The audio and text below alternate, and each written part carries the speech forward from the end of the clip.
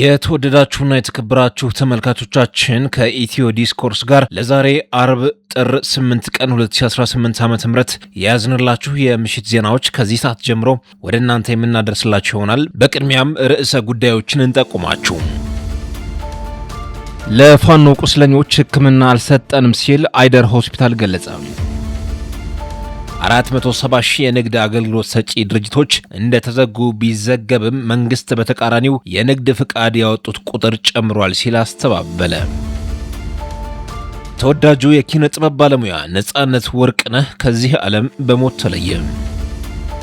ሳውዲ አረቢያ ከግብጽና ከሶማሊያ ጋር ወታደራዊ ጥምረት ለመመስረት ንግግር ላይ መሆኗ ተገለጸ። እነዚህንና ሌሎች መረጃዎችን ከኢትዮ ዲስኮርስ ጋር አብራችሁ ስትቆዩ የምታዳምጧቸው ይሆናሉ። ለፋኖ ቁስለኞች ሕክምና አልሰጠንም ሲል አይደር ሆስፒታል ገለጸ።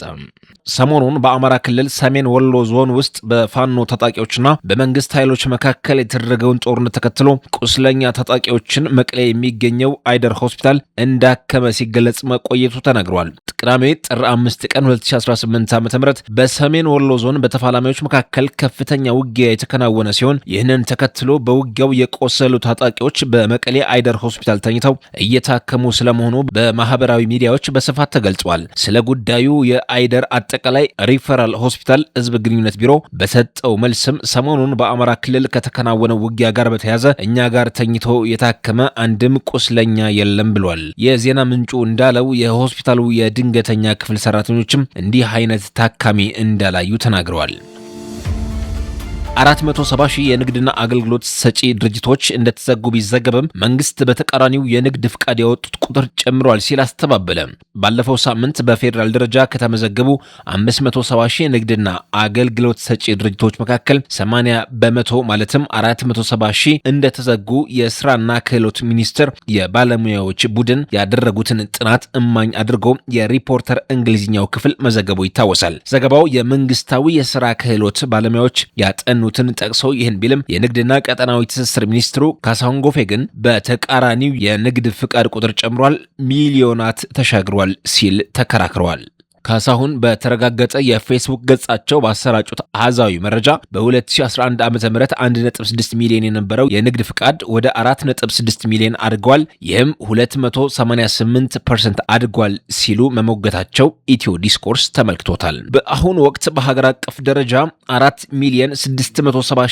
4,670,135 በስራ ላይ ያሉ የንግድ ድርጅቶች የንግድ ፍቃድ አውጥተው በህጋዊ መንገድ እየሰሩ ይገኛሉ የሚሉት ሚኒስትሩ በበጀት ዓመቱ 6 ወራት ብቻ 371,818 አዳዲስ ነጋዴዎች አዲስ የንግድ ፍቃድ አውጥተው ወደ ስራ ገብተዋል ብለዋል። በመጨረሻም በአጠቃላይ ባለፉት 7 ዓመታት የነጋዴው ኢኮኖሚያዊ አስተዋጽኦ በብዙ እጥፍ ያደገ ብቻ ሳይሆን የሀገሪቱ የገቢ መሰብሰብ አቅም በእጅጉ ያሳደገና በውጪ ንግድ ላይ የተመዘገበው አስደናቂ ውጤት እንደ ማሳያ የሚወሰድ ነው ሲሉ ዘገባውን ተከትሎ በመንግስታቸው ላይ የተሰነዘረውን ብርቱ ትችት ለመከላከል ሞክረዋል።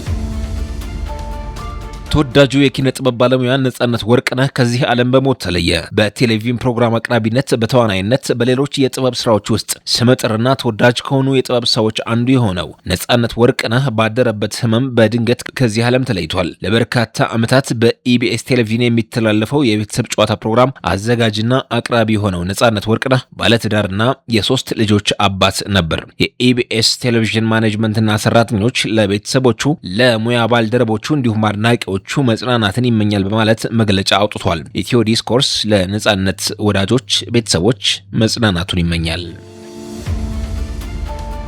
ሳዑዲ አረቢያ ከግብጽና ከሶማሊያ ጋር ወታደራዊ ጥምረት ለመመስረት ንግግር ላይ መሆኗ ተገለጸ። ሳዑዲ አረቢያ ከተባበሩት አረብ ኤሚሬቶች የሚመጣባትን ቀጠናዊ ተጽዕኖ ለመግታት ከሶማሊያና ከግብጽ ጋር አዲስ ወታደራዊ ጥምረት ለመመስረት የሚያስችል ስምምነት በማጠናቀቅ ላይ ትገኛለች። ብሉምበርግ ጉዳዩን የሚያውቁ 2 ምንጮችን ጠቅሰው እንደዘገበው የሶማሊያ ፕሬዝዳንት ሐሰን ሼክ መሐመድ በቀይ ባህር ደህንነትና በጥልቅ ወታደራዊ ትብብር ዙሪያ ስትራቴጂካዊ አጋርነት ለመመስረት ያለመውን ይህን ስምምነት ለማጽናት በቅርቡ ወደ ሳውዲ አረቢያ ያቀናሉ ተብሎ ይጠበቃል። ሶማሊያ በዚህ ሳምንት ከተባበሩት አረብ ኤሚሬቶች ጋር የነበራትን የጸጥታና የወደብ ስምምነቶች ያቋረጠች ሲሆን ለዚህም እንደ ምክንያት የጠቀሰችው ኤሚሬቶች አንድ የየመን ተገንጣይ መሪ በሶማሊያ ግዛት በኩል እንዲያልፍ በማድረጋቸው ሉዓላዊነቴ ተጥሷል የሚል ክስ ነው። እንደ ዘገባው ከሆነ የሳውዲ አረቢያ ባለስልጣናት ከሶማሊያ መንግስት ከተባበሩት አረብ ኤሚሬቶች ጋር ያለውን ግንኙነት እንዲቀንስ ግፊት ሲያደርጉ ቆይተዋል። በሁለቱ የኦፔክ ፕላስ አባል ሀገራት መካከል ያለው ውጥረት የናረው ሳውዲ አረቢያ የተቀናቃኟን ተጽዕኖ ለመቀነስ በሚደረገው ጥረት ኤሚሬቶች ወታደሮቿን ከየመን እንድታስወጣ ትዕዛዝ ካስተላለፈች በኋላ ነው። ተመልካቾቻችን ለዛሬ አርብ ጥር 8 ቀን 2018 ዓ.ም ከኢትዮ ዲስኮርስ ጋር የቀረቡላችሁ የምሽት ዜናዎች በዚህ ተቋጭተዋል። ከመሰናበታችን በፊት ርዕሰ ጉዳዮችን በድጋሜ እናስታውሳችሁ። ለፋኖ ቁስለኞች ሕክምና አልሰጠንም ሲል አይደር ሆስፒታል ገለጸ። 470 ሺህ የንግድ አገልግሎት ሰጪ ድርጅቶች እንደተዘጉ ቢዘገብም መንግስት በተቃራኒው የንግድ ፍቃድ ያወጡት ቁጥር ጨምሯል ሲል አስተባበለ። ተወዳጁ የኪነ ጥበብ ባለሙያ ነጻነት ወርቅነህ ከዚህ ዓለም በሞት ተለየ። ሳውዲ አረቢያ ከግብፅና ከሶማሊያ ጋር ወታደራዊ ጥምረት ለመመስረት ንግግር ላይ መሆኗ ተገለጸ።